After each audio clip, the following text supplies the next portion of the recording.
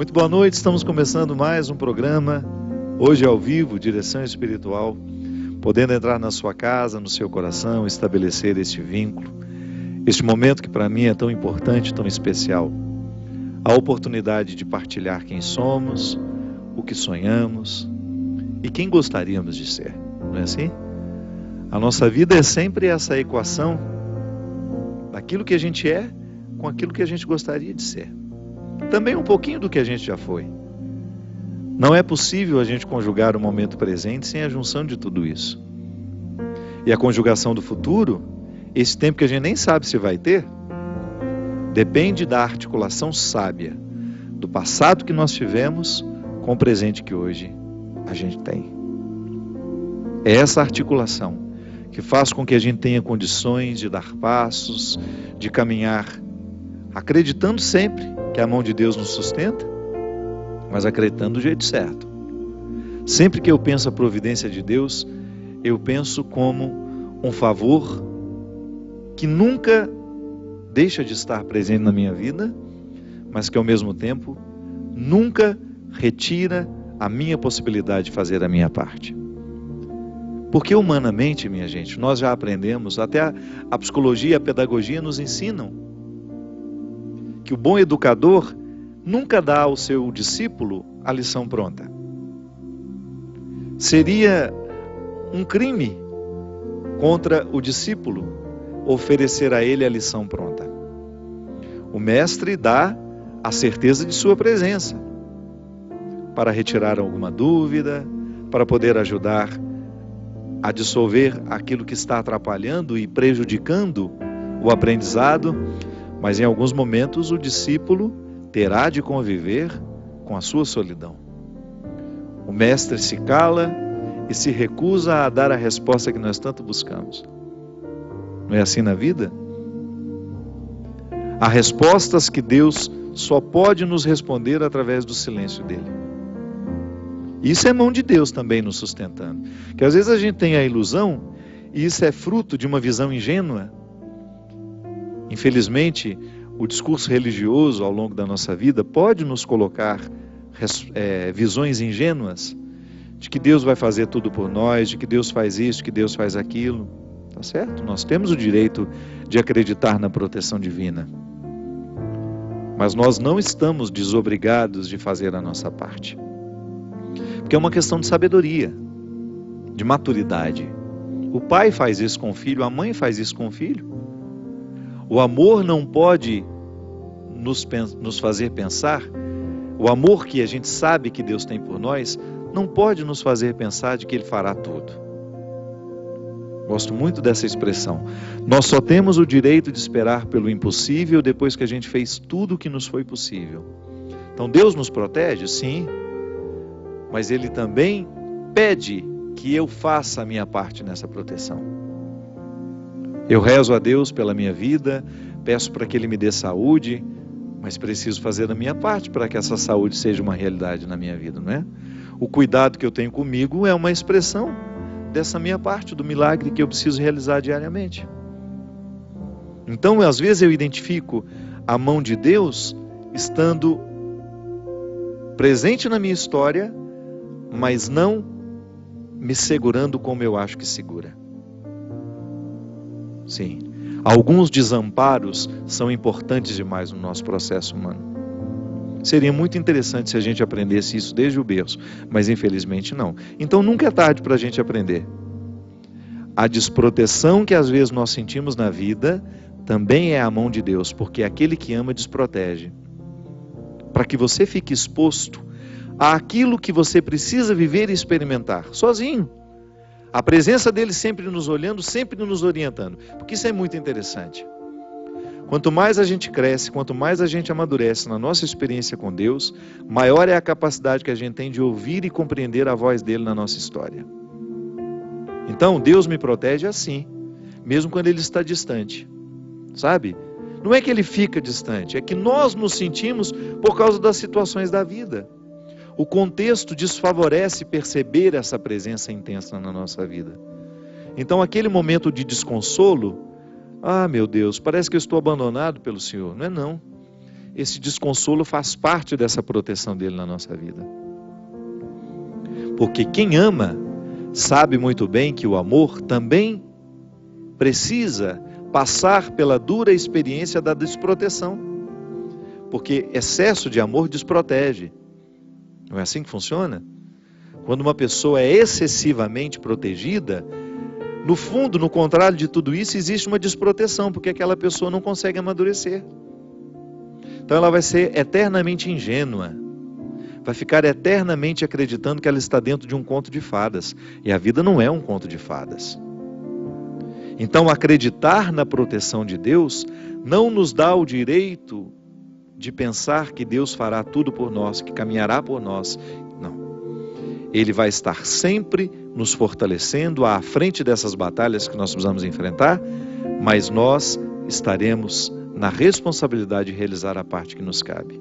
Foi assim com Moisés. Essa música cita Moisés, né?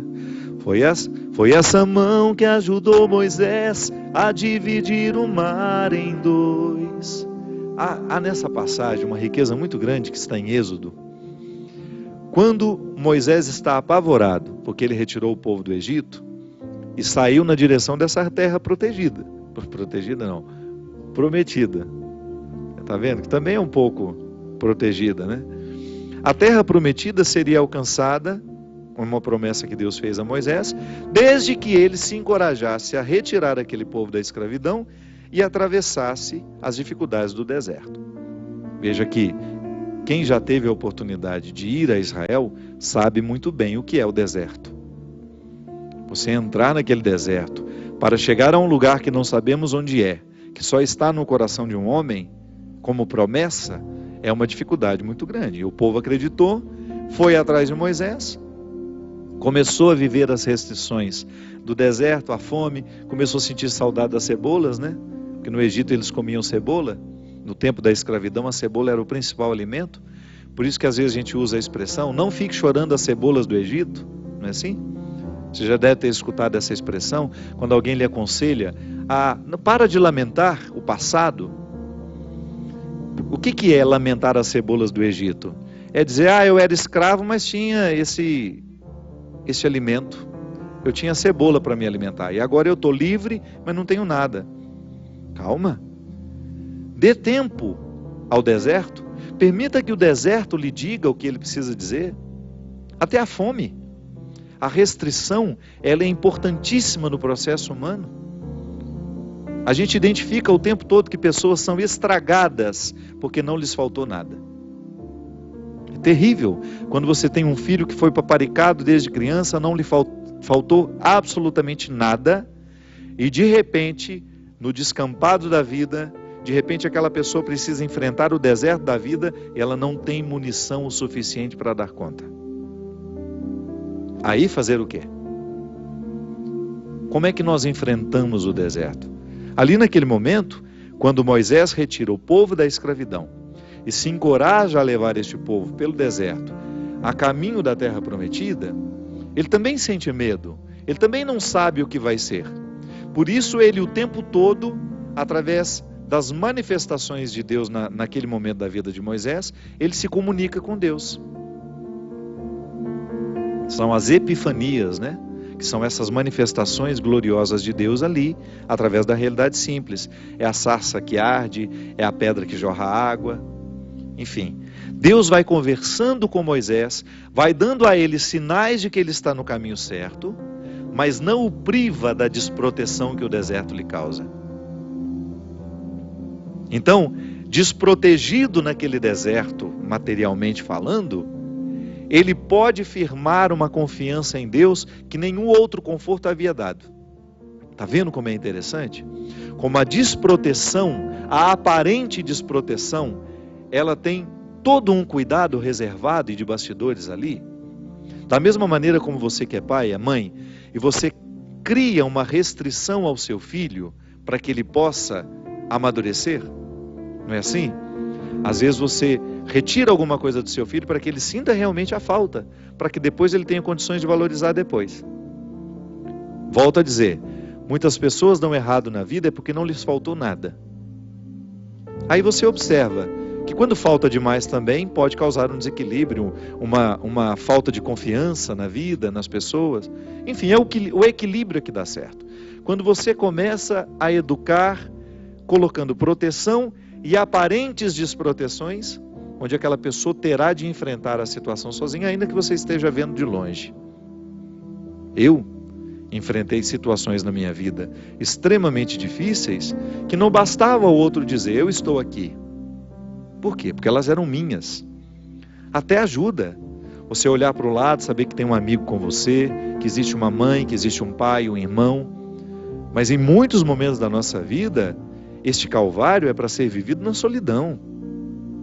É quando eu preciso viver essa sensação de estar desprotegido, da mesma maneira como Moisés viveu, ao pisar os desconfortos do deserto, ao enfrentar aqueles desconfortos, ele compreendeu o que é a condição humana. Então eu também faço essa experiência. Você faz. Eu não quero passar a vida em brancas nuvens, não quero mesmo. E é por isso que desde muito menino, quando a vida me era difícil, eu encontrava alguma coisa naquele desconforto que me fazia pensar mais alto, que me fazia pensar além. Moisés, vivendo o desconforto do deserto, precisava convencer os que estavam ao lado dele de que aquele desconforto valeria a pena. Ah, mas alguns queriam voltar para a escravidão.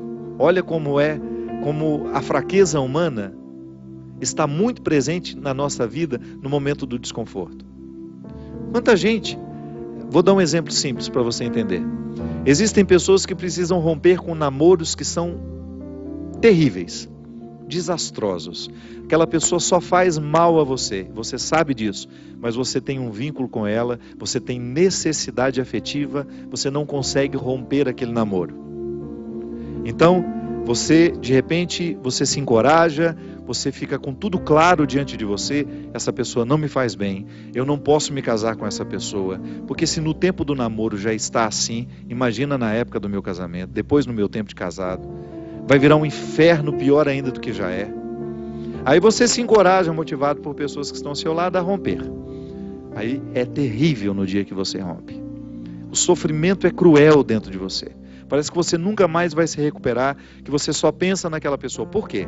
Porque apesar dela te fazer tão mal, você tem um vínculo doentio com ela, de dependência afetiva. Você sabe que ela te faz mal, mas você não sabe viver sem ela. Aí você começa a dar passos. A primeira semana é horrível.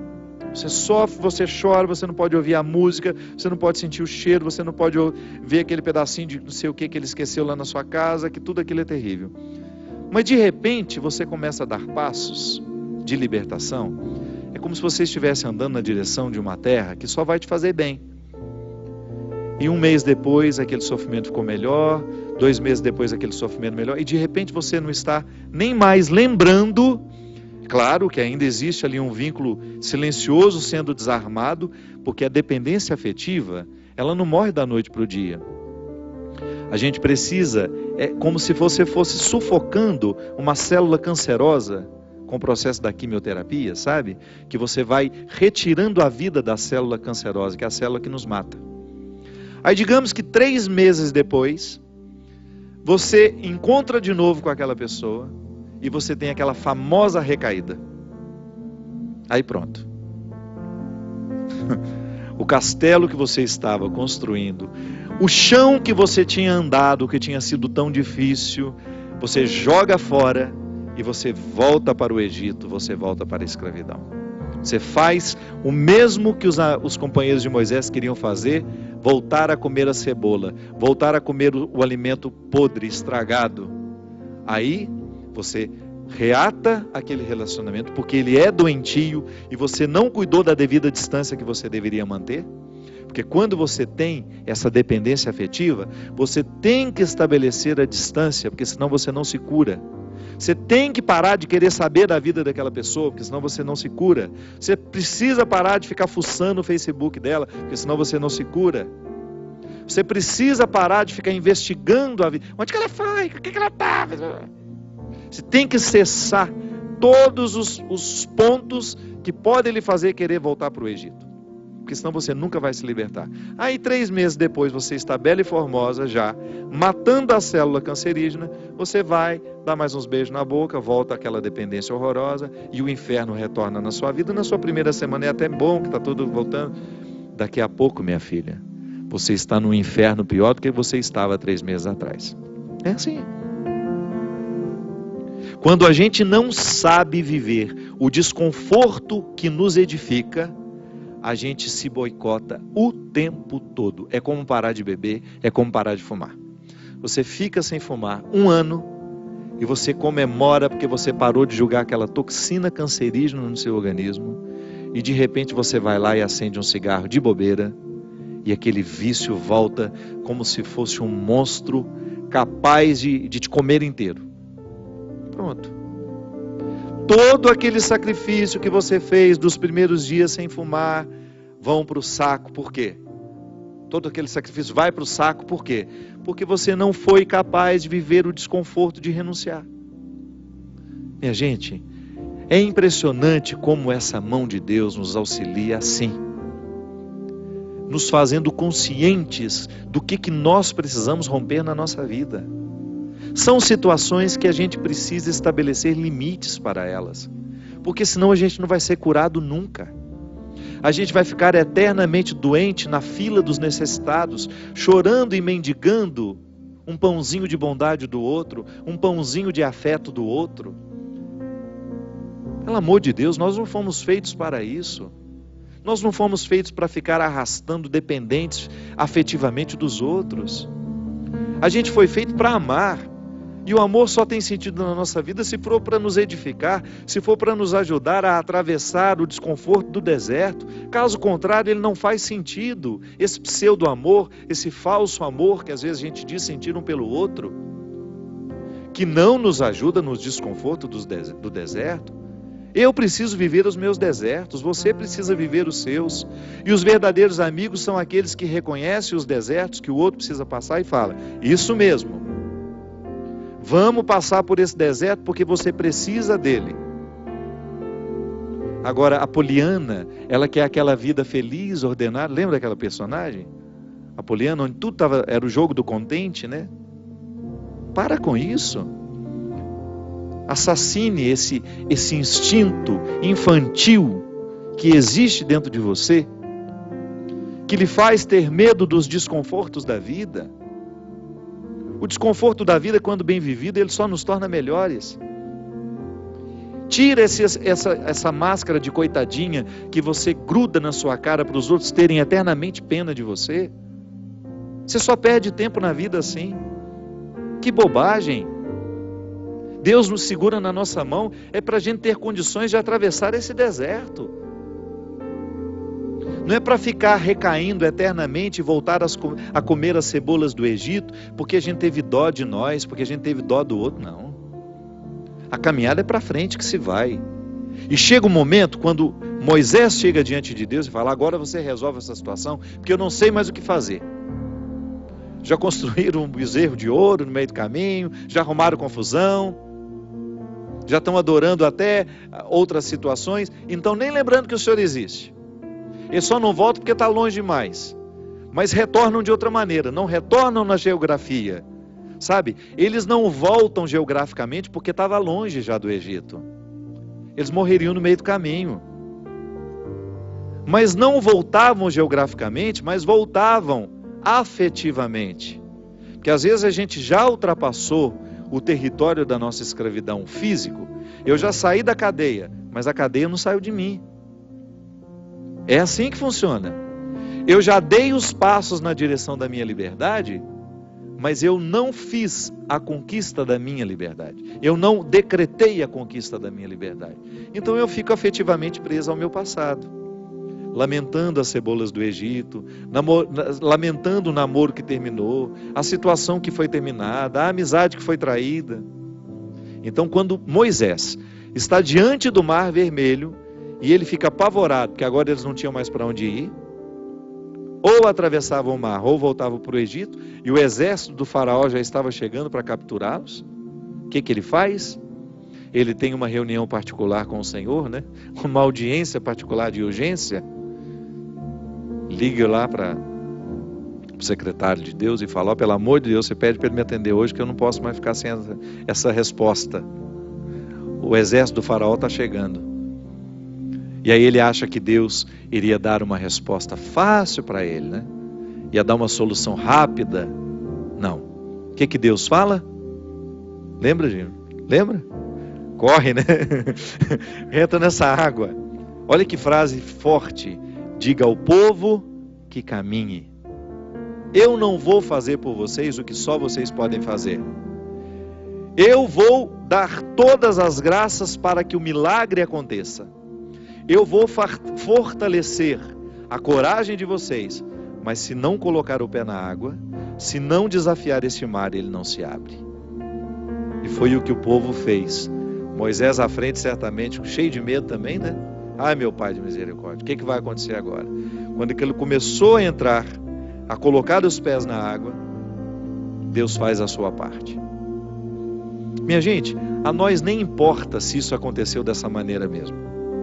A nós interessa é o fato de que Deus faz diariamente isso na nossa vida. Sempre que eu me encorajo a vencer os mares que me desafiam, eu estou exercendo o cuidado de Deus na minha vida.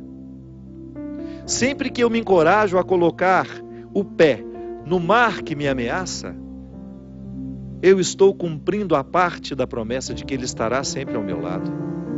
Você faz a mesma coisa. Sempre que você desafia os seus mares, sempre que você enfrenta os seus desconfortos, quando você não tem medo do desconforto que lhe chega, quando você olha para ele de frente, você fala: e agora? O que é que nós vamos fazer a partir desse momento? O que você me traz de bom? O que você está me desafiando? Eu vou aqui recrutar as minhas melhores partes, porque só isso me interessa. Se o desconforto me chega, eu preciso atravessar esse deserto para poder alcançar essa parte da terra prometida que me espera. É assim que funciona. Não há uma fórmula mágica para a vida. Ainda que a gente não acreditasse em Deus, nós teríamos de viver os desconfortos que nos fazem crescer. Ainda quem não crê em Deus precisa enfrentar os desconfortos de sua história, de sua existência. Agora é claro que quando a gente acredita em Deus, quando nós acreditamos de que existe alguém superior a nós, nos capacitando para a gente fazer a travessia, um conforto a mais nos é oferecido.